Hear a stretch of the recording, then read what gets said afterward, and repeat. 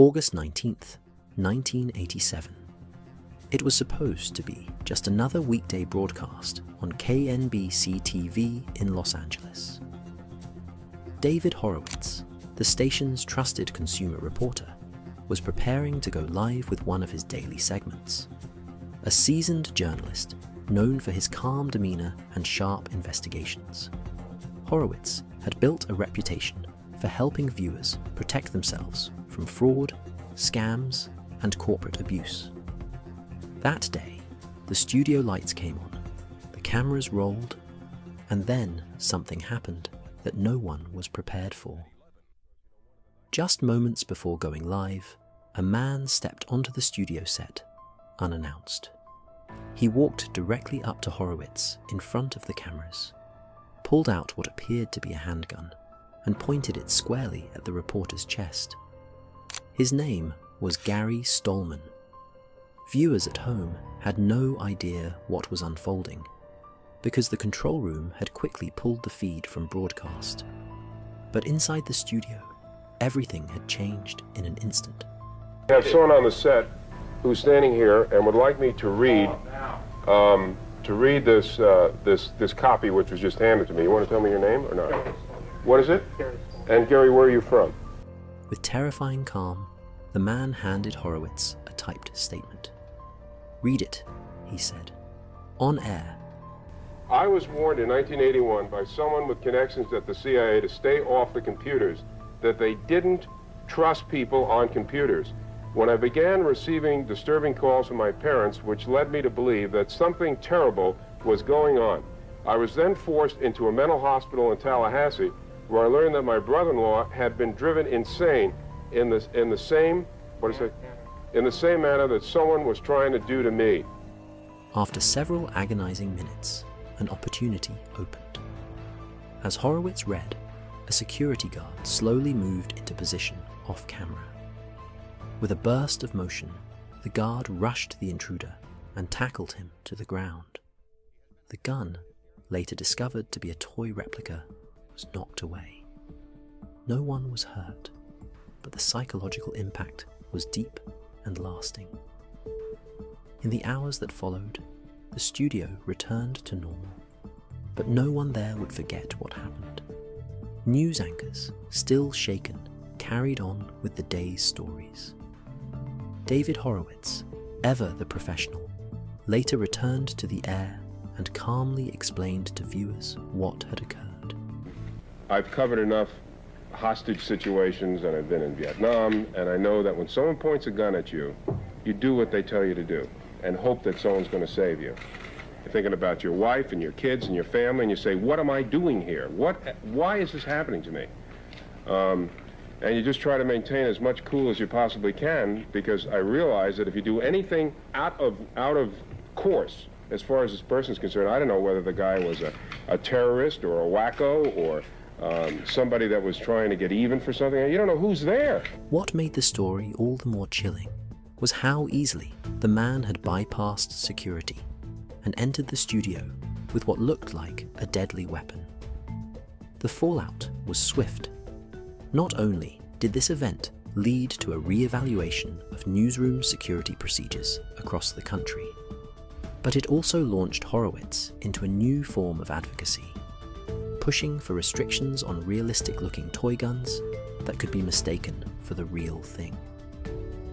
Looking back, the incident stands as one of the most surreal and sobering moments in American television history. On November 22nd, 1987, something incredibly weird happened on live television in Chicago. A man wearing a Max Headroom mask hijacked two separate broadcasts. No demands, no manifesto, just pure chaos. And to this day, nobody knows who did it or why. It was a Sunday night. WGN Channel 9 was airing the sports segment of the evening news. Suddenly, without warning, the screen glitched, the picture warped, and for 25 seconds, this appeared. A person in a rubber Max Headroom mask in front of a spinning corrugated metal panel, just bobbing and swaying. No audio except a loud, buzzing static. WGN engineers quickly switched the signal back. Well, if you're wondering what's happened, so am I. Actually, the computer that we have running our news from time to time took off and went wild. So what we're going to do is start over from the top of the Bears and tell you once again about They had no idea what had just happened.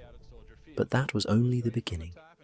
About 2 hours later, on a completely different station, WTTW Channel 11, an episode of Doctor Who was airing. 15 minutes in, it happened again. This time, the hijacker had audio, and it was disturbing.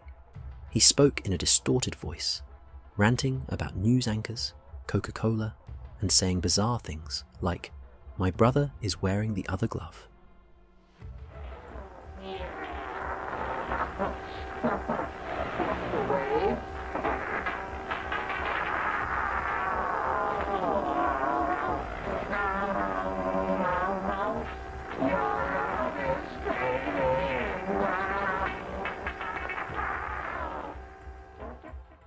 At one point, he mocks WGN's sportscaster, and then bends over to be spanked by a fly swatter. WTTW had no engineers on duty to cut the feed, so the entire thing aired live, unedited, for 90 seconds. So why Max Headroom? The original Max Headroom was a fictional AI TV host from a British cyberpunk series, known for his glitchy stutter and dystopian satire of media culture. The hacker was clearly mocking this, but with a dark, almost Lynchian twist. Hijacking a TV signal in 1987 wasn't easy, but it wasn't impossible either. The prevailing theory: they used a powerful microwave transmitter to override the station's studio link signal. This means they were close by, had the gear, and knew exactly how TV broadcasting worked. But here's the thing. The FCC and FBI launched a full investigation. Engineers combed through radio frequencies. Tips came in. Nothing stuck. To this day, no one has claimed responsibility. Some think it was a rogue broadcast engineer. Others believe it was a group of tech-savvy pranksters trying to make a statement about media control. Some even argue it was performance art, a glitch in the system to remind us how fragile media really is. But let's be clear, this wasn't just a prank. It was a federal crime. The perpetrators, if caught, could have faced years in prison. But after 35 plus years, nothing. No arrests, no credible suspects. The Max Headroom hacker simply vanished. In a world where every online slip-up leaves a digital trace, the Max Headroom hack feels almost otherworldly, a relic of analog rebellion, unrepeatable in today's surveillance age. It was bizarre, it was creepy, it was unforgettable, and whoever did it got away with it. It was supposed to be funny. It always was. A prime-time variety show, one of Japan's most watched. That week's theme: Rural Japan Games. An entire episode dedicated to silly, often humiliating contests held in muddy rice paddies across the countryside. Celebrities got dirty, the crowd laughed, and viewership soared. Tetsushi Yanagida was there to host and take part. Not just as a presenter, but as a willing participant in the madness. A veteran announcer, sharp-suited, big-grinned, known for playing along but never going too far. The rules were simple, or stupid, depending on who you asked. 2 contestants stand barefoot in ankle-deep water and soft mud, back to back. On the whistle, they swing their hips and try to knock the other over using nothing but their butts. Fall into the mud, you lose. Stay standing, you move to the next round. That's it. It had been a hit on previous episodes. Slapstick, safe, embarrassing in a charming way. People laughed. Kids copied it at school. Harmless fun, until it wasn't. The cameras rolled. The sun was setting, casting long shadows over the field. Yanagida stood across from a younger comedian. lanky, loose-limbed, clearly confident. The crowd clapped, someone rang a small gong, and the announcer called out the names like a boxing match. Round 3, Yanagida versus Maruyama. The crowd roared. Both men stepped into the slick square marked off in white rope. They turned back to back. The mud oozed between their toes. A drone buzzed overhead. Studio hosts, watching from a nearby tent, made jokes, their laughter echoing into live microphones. The whistle blew. It happened fast. Maruyama twisted hard. Yanagida tried to counter, shifting weight onto his right foot. But the mud slipped, and then so did he.